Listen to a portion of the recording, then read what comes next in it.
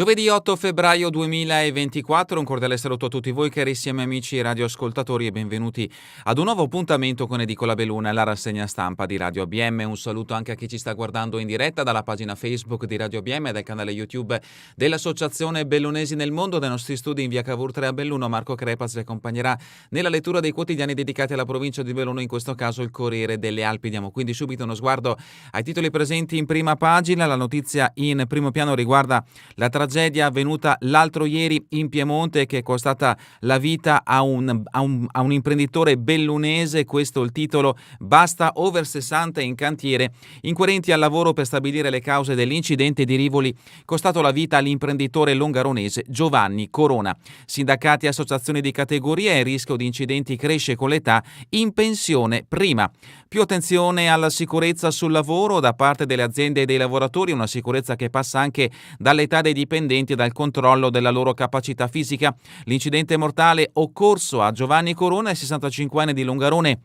Lunedì a Rivoli è caduto da una gru, riaccende i riflettori sul tema degli infortuni nei cantieri edili. Sindacati e imprenditori chiedono più attenzione all'età degli addetti. A 65 anni bisognerebbe essere in pensione, non a lavorare ad alta quota. L'approfondimento di Paola Dalanese lo troveremo da pagina 16 a pagina 17. E un fatto di cronaca ci porta a Sedico, nella frazione di Libano, azzannati dal cane pastore in 3 al pronto soccorso. Altra notizia riportata nella prima pagina del Corriere delle Alpi. 3 persone sono finite al pronto soccorso di Belluno per essere state aggredite da un cane a guardia di un gregge nelle campagne di Libano di Sedico. 3 episodi nello stesso pomeriggio, fortunatamente risolti con pochi giorni di prognosi, che hanno fatto mobilitare il servizio veterinario dell'USL Dolomiti, la polizia locale e i carabinieri di Sedico. Ad andare a farsi medicare al pronto soccorso sono stati un ciclista e 2 pedoni. Il proprietario del cane è stato rintracciato e identificato. L'approfondimento di Contento a pagina 25. Richiami anche per quanto riguarda il Veneto, il ricordo del padre Gino Cecchettin. A marzo esce il libro dedicato alla mia Giulia, si chiama Cara Giulia ed è il libro che Gino Cecchettin, il papà di Giulia, uccisa a soli 22 anni dall'ex fidanzato, si è sentito di scrivere insieme allo scrittore Marco Franzoso. L'approfondimento di Ferretti a pagina 9. E sempre dal Veneto, Padova, uccise la moglie e ne simulò il suicidio. Morto Capuzzo, si era macchiato di uno dei delitti più clamorosi del Veneto. È morto Gianluca Capuzzo, che nel 2006 anestetizzò la moglie Elena Fioroni con l'etere per poi avvelenarla con i farmaci. L'approfondimento di Ferro a pagina 8. Altri richiami dalla prima pagina che interessano il bellunese: intervista all'assessore al turismo regionale Caner, stanze di vetro, opportunità da sfruttare. L'approfondimento di Dalmassa a pagina 20. Feltre, la petizione, immobile pericolante, taglia Vignoux in 2 parti, la via centrale della frazione è chiusa, petizione al comune per risolvere la situazione. Sospirolo, la sentenza, c'è il via libera dei giudici al parcheggio della Materna, il Consiglio di Stato ha respinto il ricorso dei vicini contro il parcheggio dell'asilo di Marase. E la foto di copertina interessa il Veneto, siamo a Mestre, terrore ieri sera al Vale Center di Marcone nel Veneziano, assalto al centro commerciale, banditi, come si può vedere da questa immagine, con fucili e pistole, donne in ostaggio poi liberate. 7 banditi di pistole armati, di pistole, fucili, mitragliatori e fucili a pompa, 2 commesse usate come scudi umani, poi la fuga con i gioielli rubati. Terrore ieri al centro commerciale Vale Center di Marcon nel Veneziano. Ed entriamoci all'interno di questa edizione del Corriere delle Alpi con questa notizia che interessa il Veneto e principalmente la provincia di Venezia. Siamo a Mestre, rapina al Vale Center, fucile puntato contro le commesse, svuotano la gioielleria e scappano. Comando in azione all'ora di chiusura, bottino da 200.000 euro, terrore tra le centinaia di clienti del centro commerciale. E vediamo appunto alcune immagini perché ci sta guardando da Facebook o YouTube. Sotto minaccia del bandito, sono sconvolta, queste le due parole sussurrate a un amico dalla commessa presa in ostaggio da uno dei banditi armati che vediamo in questo scatto. Momenti di terrore, quelli vissuti dalla donna, paura e ansia anche da parte dei commessi degli altri negozi e dei clienti che sono stati fatti allontanare. Qui sopra uno degli scaffali razziati dai gioielli di Valenza, come vediamo da altri scatti. Hanno agito in 7 ai danni del negozio gioielli di Valenza, poi la fuga su 2 auto. La testimonianza dei familiari: Giorgia sequestrata e lasciata andare, scossa ma sta bene. Altri riscatti che rappresentano i banditi all'interno del centro commerciale Vale Center. Gruppo di professionisti, video passati al setaccio, verifiche su possibili sopralluoghi fatti nei giorni scorsi, accertamenti su eventuali impronte lasciate sulla Panda. Le polizie del nord-est a caccia di una Golf, ma potrebbe essere stata abbandonata. Lavoratori a rischio, i piani di sicurezza devono essere rivisti, questo l'appello lanciato dal sindaco di Marcon Matteo Romenello, che si è subito recato al Vale Center. Ma continuiamo con le notizie, in questo caso che interessano la provincia di Belluno. Siamo a pagina 16 e la notizia messa in primo piano riguarda la tragedia avvenuta in Piemonte l'altro ieri che ha avuto come vittima un bellunese over 60 ancora nei cantieri. I sindacati: così cresce il rischio di gravi incidenti. Le associazioni rilanciano prima in pensione, serve un intervento normativo. Confartigianato: si facciano visite di controllo di idoneità come per le patenti. Tempi brevi per l'avvio del fondo per aiutare mogli e figli delle vittime sul lavoro.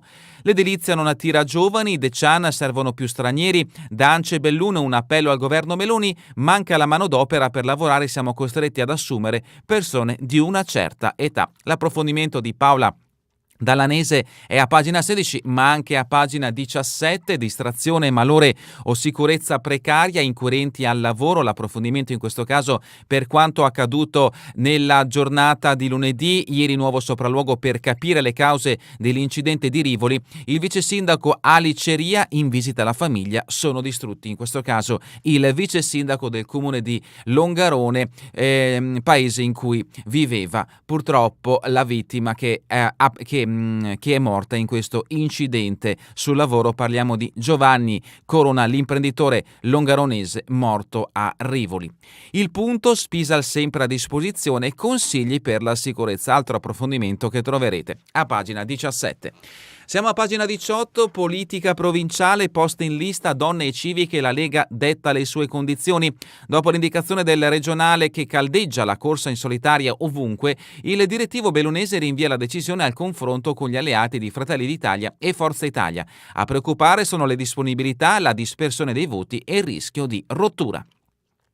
Sociale, servizio civile universale, 10 posti disponibili con il CEIS, è già aperto il bando per i ragazzi dai 18 ai 28 anni, possibilità di lavoro in comunità terapeutiche e nell'inserimento lavorativo.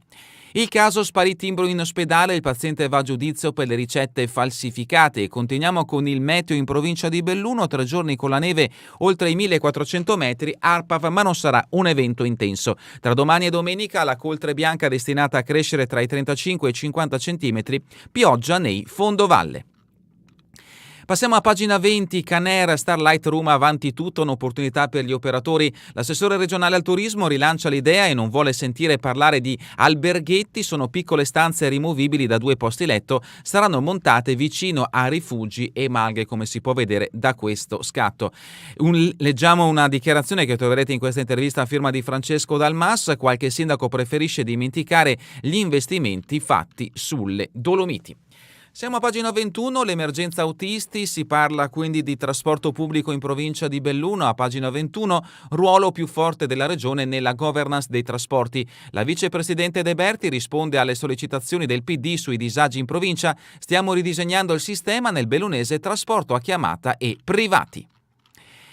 Feltre, edificio pericolante, taglia in 2 Vignui, rischio di crollo, serve intervenire. La via centrale della frazione è bloccata da giugno 2023, petizione al comune per risolvere la situazione. Vediamo appunto l'edificio pericolante che ha costretto a chiudere la strada che passa sul suo lato. I residenti preoccupati per la necessità di usare a piedi la strada dove c'è molto traffico.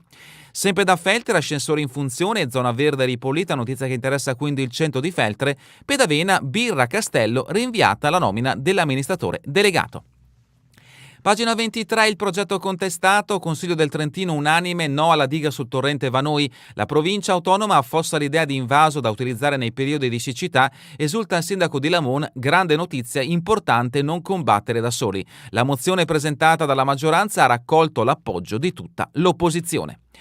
Ancora notizie da Feltre, donare atto di solidarietà, convegno alle Canossiane, l'appuntamento è per domani alle 10 all'Auditorium. Feltre l'indagine, morì dopo l'investimento, sentiti alcuni testimoni. Il fatto accadde nella giornata di 18 ottobre e la vittima fu Maria Fiabani, investita in via Montegrappa. Passiamo adesso a pagina 24, una notizia che interessa il mondo dell'immigrazione. Siamo a Seren del Grappa. Il turismo delle radici è già realtà. Rasai ospiterà il premio dell'Associazione Bellunesi nel Mondo. Anche ieri alcuni emigranti provenienti dal Brasile sono stati ricevuti in municipio dal sindaco Dario Scopelle. Rimane il problema per gli uffici di gestire le numerose richieste di cittadinanza italiana. L'approfondimento vi aspetta in questa pagina, con altre due notizie che riguardano sempre il Feltrino, anzi 3, Cesio Maggiore, i controlli al mercato affidati ai dipendenti formati dai vigili urbani, Lamoni, i piccoli con i loro genitori salutano la pediatra Rasori e ancora Busche, invasione di corsia e scontro frontale. 2 auto parecchio danneggiate e 2 feriti non gravi. Questo è il bilancio dell'incidente frontale avvenuto ieri attorno alle 6:20 sul ponte che da Busche conduce alla sinistra Piave. E adesso siamo a Sedico con pagina 25, in 3 all'ospedale aggrediti dal cane del gregge. Gli episodi dello stesso pomeriggio nella zona di Libano, gli infortunati sono stati dimessi e si sono rivolti ai carabinieri. Sempre da Sedico, Campo di Longano, nuova illuminazione messa in funzione, Sospirolo, respinto ricorso, si farà il parcheggio. Il Consiglio di Stato ha dato ragione al Comune, confermata l'utilità dell'opera per la sicurezza dei bambini. E adesso passiamo a pagina 26, a Torinaldo, il re delle valvole in garage, un museo elettronico. L'ex vice sindaco di Tambre, 82 anni, coltiva la passione per gli storici componenti delle radio, ne conserva un centinaio di esemplari e si diletta a riparare apparecchi per passatempo. Ho scritto un paio di pubblicazioni a un sito web sull'argomento, è un mondo passato ma c'è ancora un mercato di nicchia, soprattutto negli Stati Uniti. L'intervista è firma di Gianluca De Rosa. Ancora dall'Alpago, sopra e sotto il Tesa, festa da Garna Chiest nel segno del Bongaio, storia del territorio e Cicchetti. Gli appuntamenti sono in programma per sabato dalle 18 alle 22. Longarone, bambino cade in casa, portato in ospedale. Voltago, progetto per sistemare le passerelle in legno. E ancora dall'Alpago, Alpini di Posse e Pieve, riuscita la festa invernale con l'omaggio ai caduti. Passiamo a Cortina. Italia Nostra Belluno rivendica l'esposto, la pista demolita era sotto vincolo. L'associazione ambientalista sta facendo accertamenti, la presidente Ceiner, prudenza e fiducia nei magistrati. Rifondazione Unione Popolare in partenza, gli attivisti bellunesi in corteo domani a Milano, giochi insostenibili. Altra notizia quindi che interessa la pista da bob in programma a Cortina d'Ampezzo per le Olimpiadi Milano-Cortina 2026.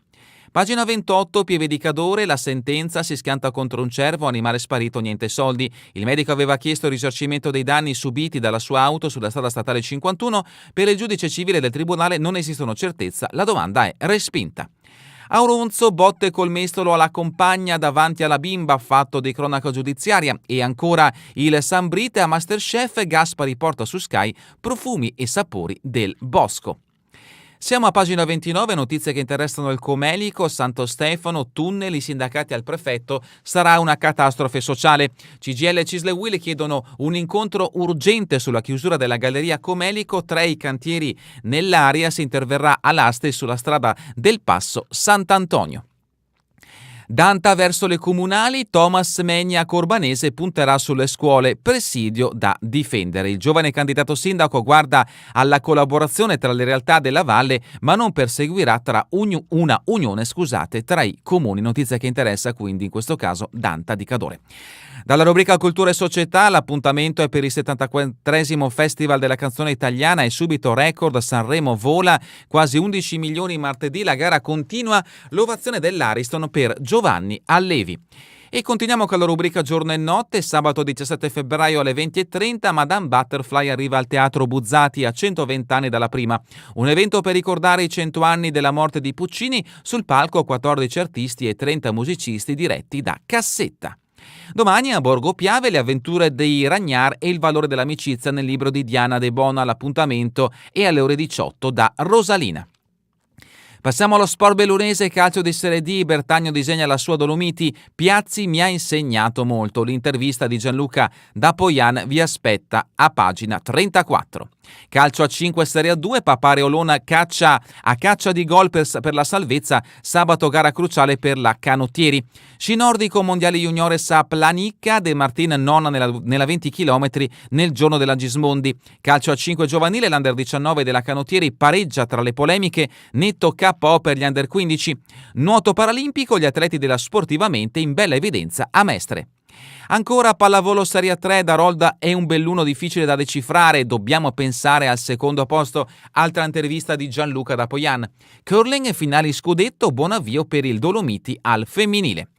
E terminiamo con le temperature, con le previsioni in Veneto per la giornata di domani, previsioni riferite al meteo, cielo da molto nuvoloso a più spesso coperto, precipitazioni, fenomeni nelle prime ore locali e poi da sparsi e diffusi, più presenti sulle zone centro-settentrionali da deboli a localmente moderati, limite delle nevicate inizialmente a 1.600-1.900 e 1.500-1.800 sulle Dolomiti, in successivo lieve abbassamento. È davvero tutto per questa edizione di Edicola Belun. Vi ricordo che torneremo in replica questa sera via streaming alle 20 e domani mattina all'1 ora locale italiana. A voi tutti un buon proseguimento di giornata in compagnia come sempre di Radio ABM, la web radio dell'Associazione Bellunesi nel Mondo.